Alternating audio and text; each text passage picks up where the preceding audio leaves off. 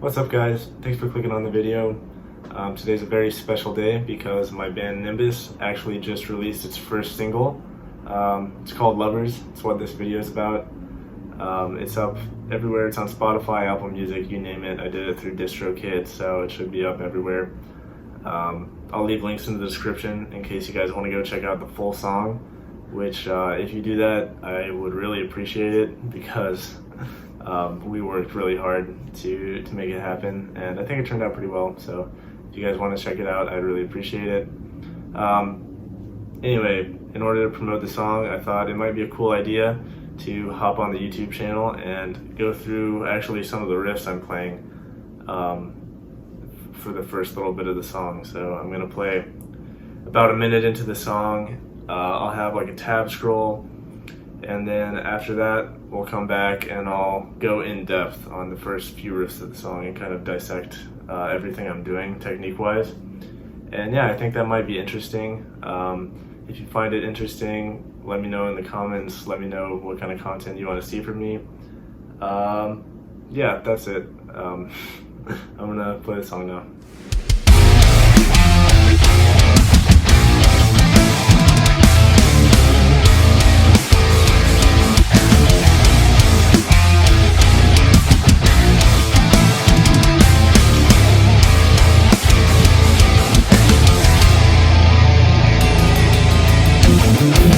Longer tainted, grasping through the windows. Life so hollow, intentions vacant, and that's left where bodies lie, entangled. A sorry sight to grace an empty mind, shaken but unstirred of all the prices I refuse to pay. Your presence sickens me.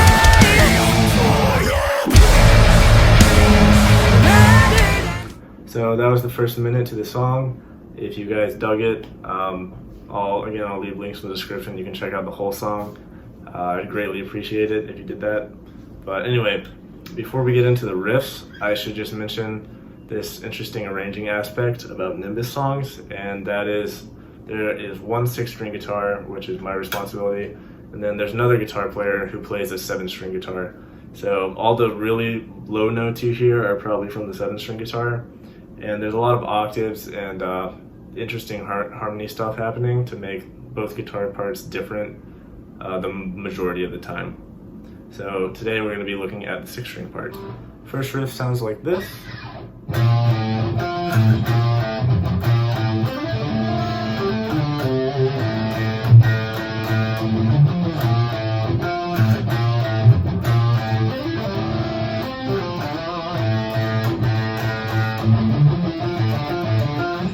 So yeah, the song starts out with this really hard-hitting Phrygian feel. It starts on a B flat,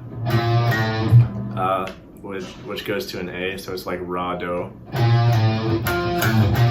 It's not super hard technically, just a few little syncopation things that might be tricky to get used to. When I wrote this song, I was actually inspired heavily by Of Mine Nocturne by Tesseract. You can definitely see the similarities and like the syncopation.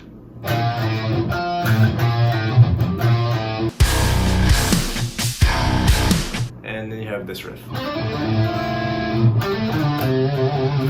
And I think this is actually a pretty interesting one. It's just meant to sound like a bunch of jumbled noise. Well, I mean, to an extent. It's gonna sound filthy, that's the point of it. So I'm doing a hammer-on, 5-7-9 on the G string, 7 on the D string, 5 on the A string, and then I'm pulling off to the open A. So as for how I'm picking that, is kind of a sweep picking motion. So I'll show you here. And then I keep the sweep motion going in the opposite direction for this minor second. So this is just E and F, and then an open E again at the top here. So it's like this.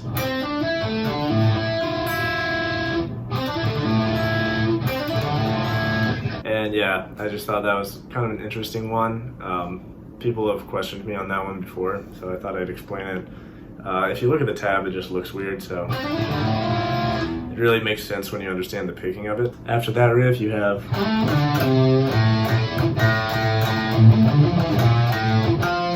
and that B flat right there, that's where the whole riff repeats.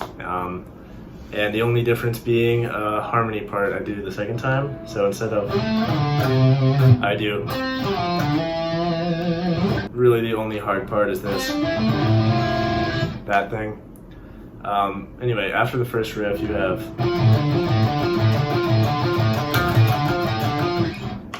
so this is kind of difficult to understand at first because it's a 4/4 bar followed by a 7/8 bar. So 3, 4, 1, 2. Oh shit. So I'm gonna do my best to count this while I play it. 4, 5, 6, 7, 8, 1, 2, 3, 4, 5, 6, 7, 1, 2, 3, 4. 1, 2, 3, 4, 5, 6, 7, 8, 1, 2, 3, 4, 5, 6, 7, 1, 2, 3, 4, 5, 6. So you get the idea.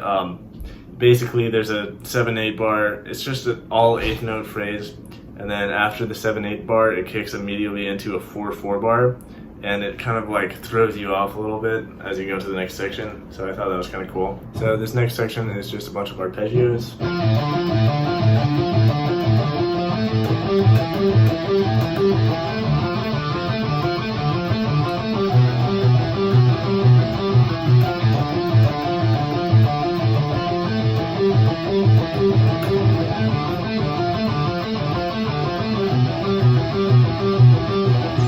But I'd say the only really hard part about this section is making sure you know which note to start on for the arpeggio, for each arpeggio, and making sure you're picking it correctly with alternate picking, or else it gets confusing and complicated.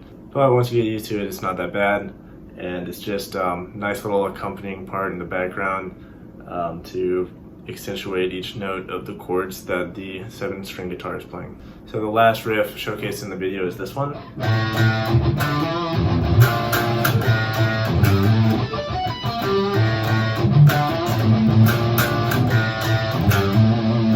So this one's a bit more technical, still highly syncopated.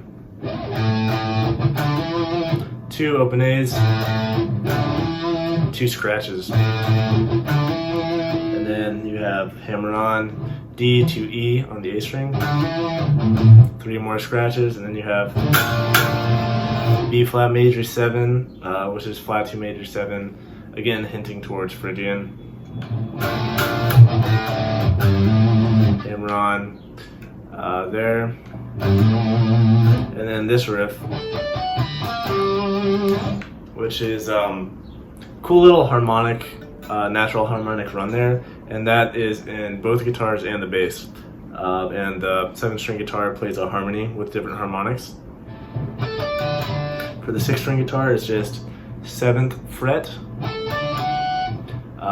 D string, G string, B string, and then 5th fret on the B string.